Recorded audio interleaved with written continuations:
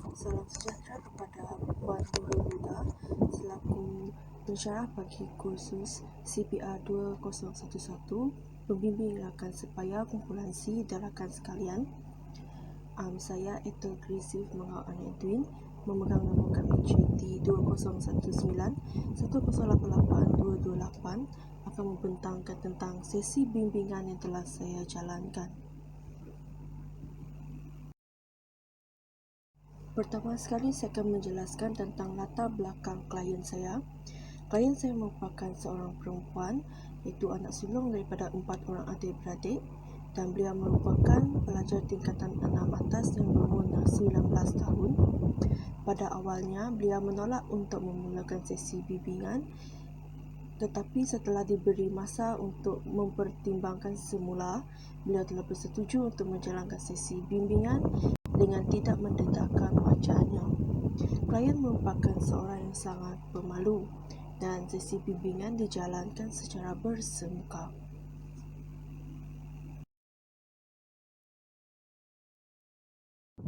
Seterusnya, saya akan membincangkan tentang isu klien, alternatif yang digunakan, kemahiran yang digunakan, kelebihan sesi bimbingan, kelemahan sesi bimbingan, dan penambahbaikan sesi bimbingan yang dijalankan.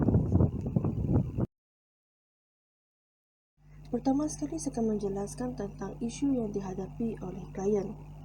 Isu pertama yang dihadapi oleh klien adalah masalah persahabatan. Perkara ini berlaku apabila timbulnya salah faham sehingga menyebabkan tidak bertegur sapa dalam masa yang lama. Rakan klien telah menuduh klien membocorkan rahsianya kepada orang lain sehingga menyebabkan rakan sekelas mereka tahu akan rahsia tersebut. Klien telah cuba untuk mencari jalan penyelesaian dengan meminta maaf dengan rakannya, tetapi rakan klien tidak menerimanya. Klien berasa takut untuk kehilangan sahabatnya kerana rakannya itu merupakan rakan baiknya. Seterusnya, klien juga mempunyai masalah dalam pelajaran. Masalah persahabatan yang berlaku telah menyebabkan klien tidak dapat fokus dalam pelajarannya. Klien tidak dapat mengikuti setiap kelas yang dijalankan secara atas talian oleh guru-guru mata pelajarannya. Setiap kali sesi kelas bermula, klien akan mengenang kembali akan masalah dengan rakannya. Hal ini menyebabkan klien tidak dapat menyiapkan tugasan serta kerja khusus yang telah diberikan oleh gurunya. Selain itu, klien juga mempunyai masalah yang ketiga, iaitu masalah keluarga. Klien juga mempunyai masalah keluarga di mana kedua-dua ibu bapa klien sering bergaduh pada setiap masa tanpa sebab. Apabila ibu bapa klien bergaduh, anak akan menjadi mangsa untuk mereka melepaskan geram.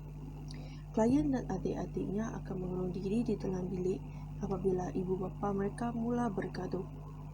Meskipun klien serta adik-adiknya tidak pernah didera, namun masalah ini telah menyebabkan klien berasa amat tertekan, apatah lagi dengan keadaan sesi persekolahan yang dijalankan di atas talian sahaja. Antara alternatif yang saya cadangkan kepada klien adalah yang pertama, meminta klien untuk cuba meminta maaf dengan menulis sepucuk surat atau menghantar pesanan teks kepada rakannya dan menceritakan hal yang sebenar. Seandainya rakan klien masih mengendahkan klien terpaksa berakur dengan keputusan rakannya dan mencari rakan baharu yang lain. Selain itu, klien juga perlu belajar cara untuk tidak mencampur adukkan masalah peribadi dalam pelajaran kerana ia akan menyebabkan klien dalam keadaan awang-awangan semasa kelas sedang berjalan. Klien perlulah membuat jadual belajar untuk memastikan setiap tugasan dan kerja khusus yang diberikan oleh guru dapat disiapkan dalam masa yang telah ditetapkan. Bagi masalah keluarga yang dialami oleh klien pula, klien perlu menjalankan sesi kaunseling dengan guru kaunselor sekiranya klien telah bersedia untuk berkongsikan masalah yang dihadapi untuk membincangkan masalah keluarga yang dihadapi.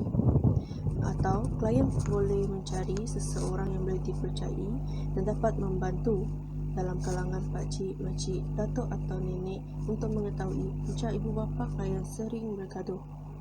Klien hendaklah menenangkan adik-adiknya dan memastikan adik-adiknya tidak terpengaruh dengan kejadian yang berlaku di dalam rumah mereka.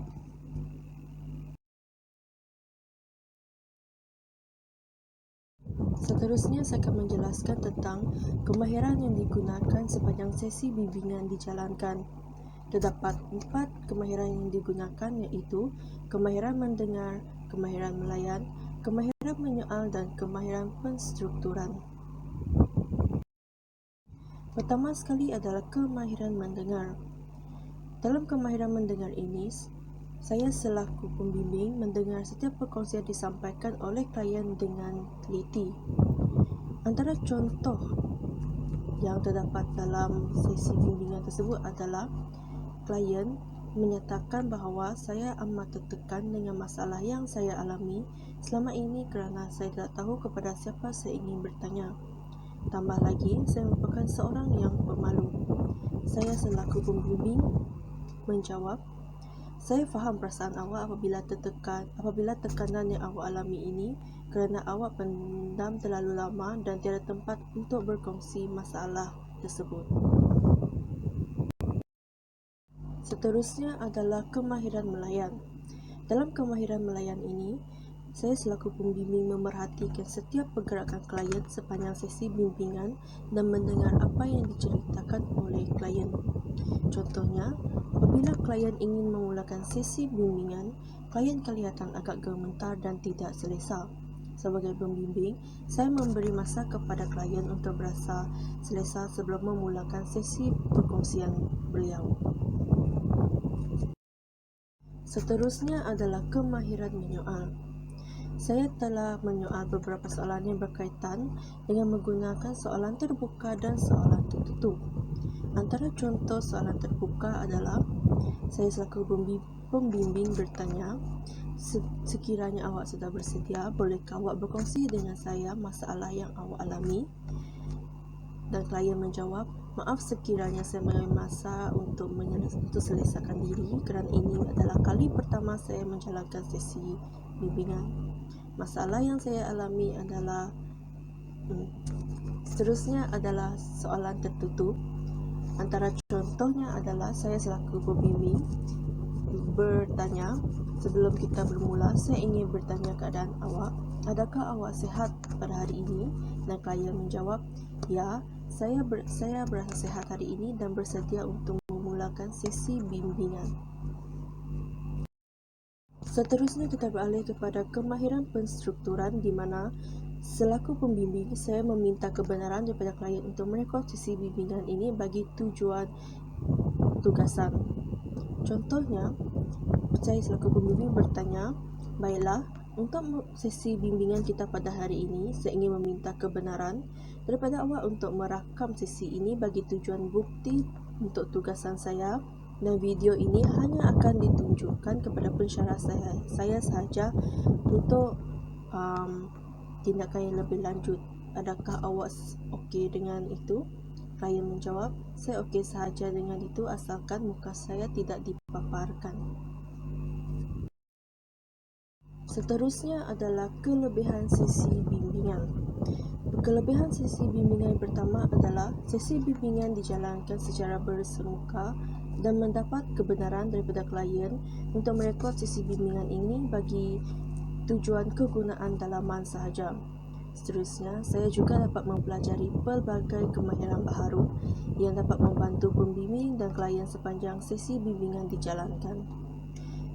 Selain itu, saya juga dapat tahu bahawa setiap insan mempunyai masalah mereka tersendiri, walaupun dari segi luarannya mereka kelihatan seperti tidak memiliki sebarang masalah. Dan kelebihan yang terakhir adalah saya berusaha untuk mencari alternatif yang bersesuaian untuk membantu menyelesaikan masalah yang dialami oleh klien saya.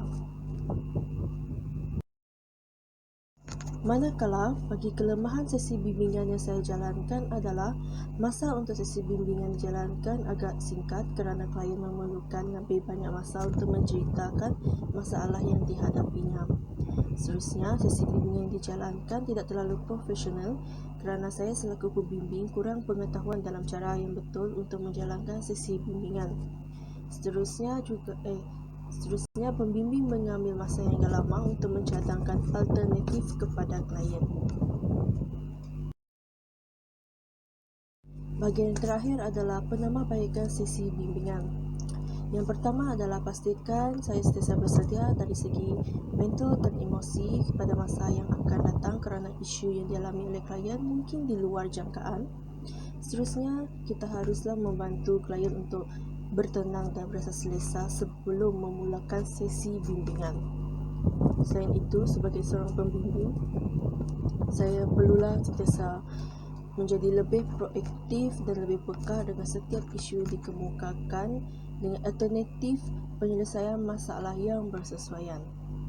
Selain itu, hendaklah sentiasa follow up dengan keadaan klien sehinggalah klien berasa lebih yakin dan percaya akan dirinya sendiri. Sekian sahaja daripada saya. Sekian, terima kasih.